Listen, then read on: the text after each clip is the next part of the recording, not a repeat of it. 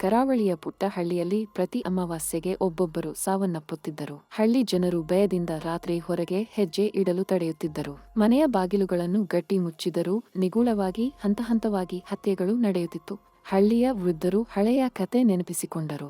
ವರ್ಷಗಳ ಹಿಂದೆ ಲೋಬಿ ಜಮೀನುದಾರನ ಅಕ್ರಮಕ್ಕೆ ಬಲಿಯಾದ ಗರ್ಭಿಣಿ ಮಹಿಳೆ ಕ್ರೂರವಾಗಿ ಕೊಲೆಗೊಂಡಿದ್ದರು. ಸಾವಿನ ಮೊದಲು ಆಕೆ ಈ ಹಳ್ಳಿಗೆ ಶಾಪ ಹಾಕಿ ಪ್ರತಿಯೊಂದು ಅಮಾವಾಸ್ಯೆಗೆ ಒಂದು ಜೀವ ತಗೊಳ್ಳುವೆ ಎಂದು ಶಾಪ ಕೊಟ್ಟಿದ್ದಳು. ಈ ವಿಚಾರವನ್ನು ತಿಳಿದು ಹಳ್ಳಿಯ ಮುಖ್ಯಸ್ಥನಾದ ರಾಮಚಂದ್ರಗೌಡ ಕೇರಳಕ್ಕೆ ತೆರಳಿ ಅಲ್ಲಿಯ ಮಹಾನ್ ಮಂತ್ರವಾದಿಗಳನ್ನು ಕರೆ ತಂದು ಹೋಮ ಪೂಜೆ ಮಾಡಿದರು.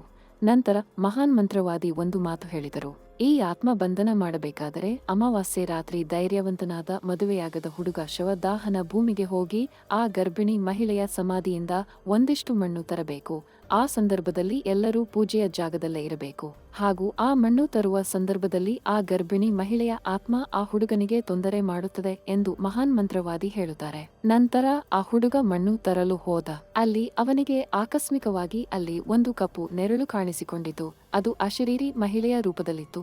ಆದರೆ ಈ ಹುಡುಗನಿಗೆ ಆ ಆತ್ಮ ಏನು ಮಾಡಲು ಆಗುತ್ತಿರಲಿಲ್ಲ. ಯಾಕಂದರೆ ಅವನ ಬಳಿ ಪೂಜೆ ಮಾಡಿ ಕೊಟ್ಟ ತಾಯ್ತ ಇತ್ತು. ಆ ಹುಡುಗ ಸಮಾಧಿಯಿಂದ ಮಣ್ಣು ತಂದು ಮಂತ್ರವಾದಿ ಬಳಿ ಕೊಟ್ಟ. ಆ ಮಂತ್ರವಾದಿಗಳು ಪೂಜೆ ಮಾಡುತ್ತಾ ಇದ್ದರು.